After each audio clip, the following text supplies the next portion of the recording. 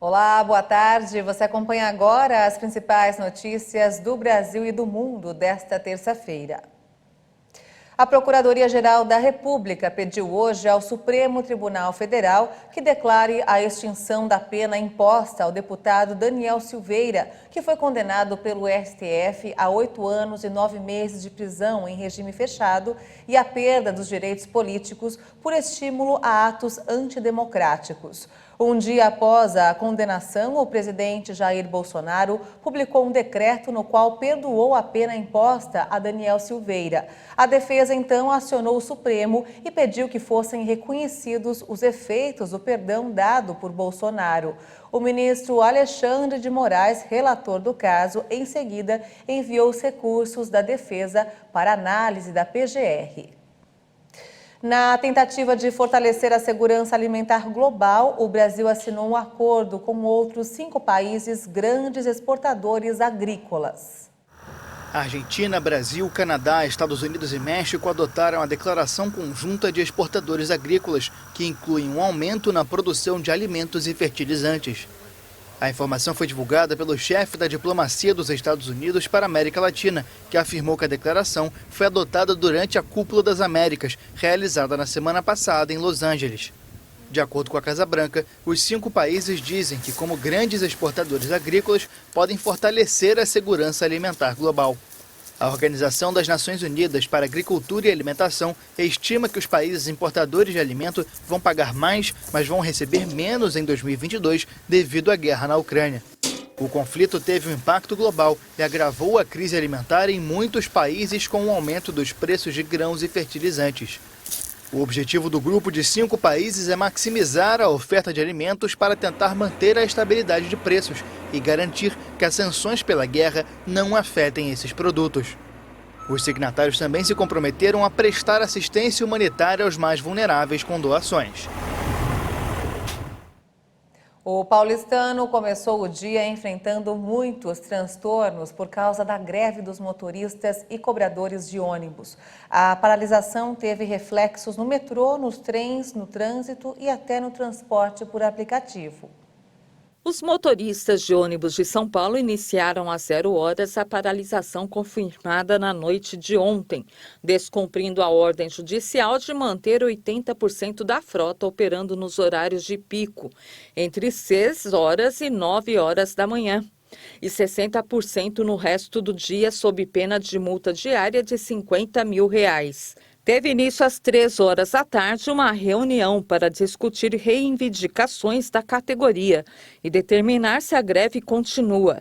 Segundo a SP Trans, a paralisação afeta 713 das 1.200 linhas e 6.500 ônibus, que transportariam 1.500.000 passageiros nas primeiras horas da manhã.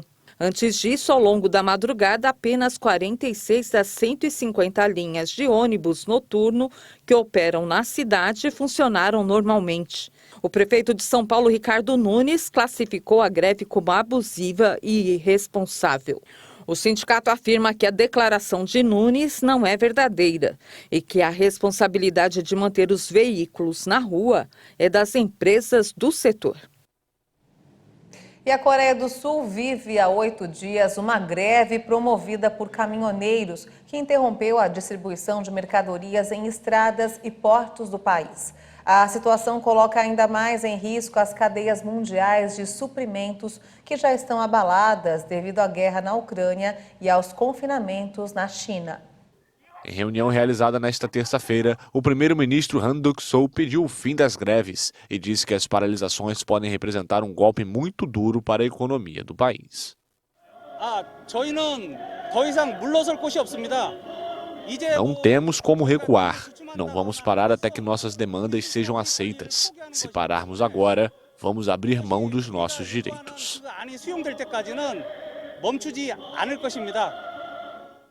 Motivada pelo aumento dos preços dos combustíveis e pelo fim do salário mínimo, a greve é a primeira paralisação importante desde a posse em maio do presidente Yoon Suk-yeol, que prometeu linha dura nos conflitos trabalhistas.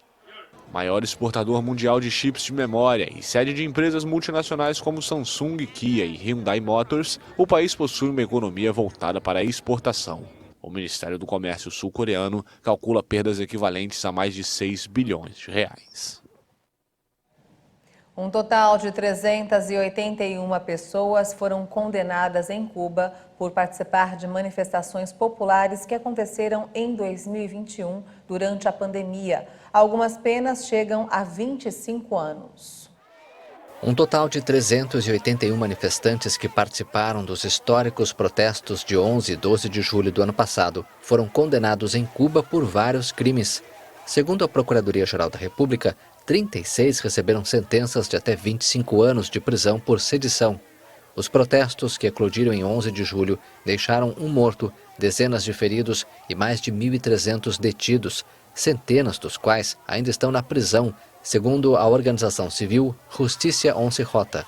A Procuradoria disse em um comunicado que até agora 381 pessoas foram sancionadas, incluindo 16 jovens com idade entre 16 e 18 anos, principalmente por crimes de sedição, sabotagem, roubo com força e violência, ataque, desacato e desordem pública. As sentenças são definitivas, uma vez que essas 381 pessoas já recorreram ao Supremo Tribunal.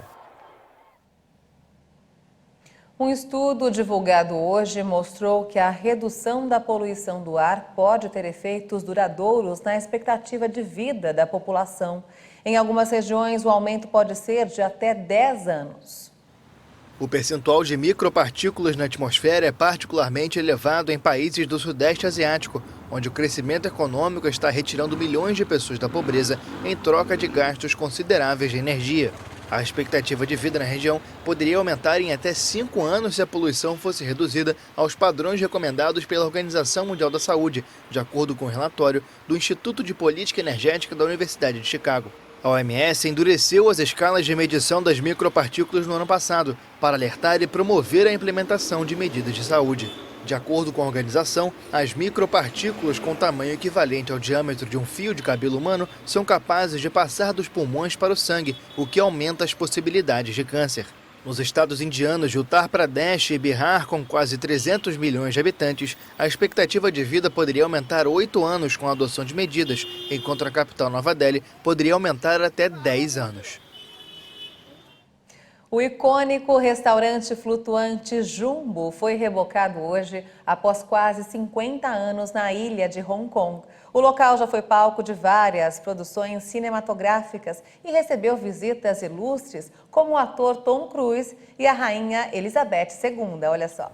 O flutuante de 76 metros tinha capacidade para 2.300 pessoas e o projeto da embarcação é similar ao de um palácio imperial chinês. A empresa de investimentos Melco International Development, proprietária do restaurante, apontou a pandemia de Covid-19 como motivo do fechamento permanente em março de 2020. De acordo com a empresa, o estabelecimento não era mais lucrativo desde 2013 e os prejuízos acumulados ultrapassavam o equivalente a 60 milhões de reais. A administração também informou que havia encontrado um novo operador no exterior, mas o destino ainda não foi informado. Inaugurado em 1976 por Stanley Ho, rei dos cassinos de Macau, que morreu em 2020, o Jumbo era considerado símbolo do luxo e recebeu visitas ilustres como Tom Cruise e a rainha Elizabeth II. E essa edição fica por aqui. Eu volto logo mais no Jornal das 18h30 com outras informações. Obrigada pela sua companhia e até lá. Tchau.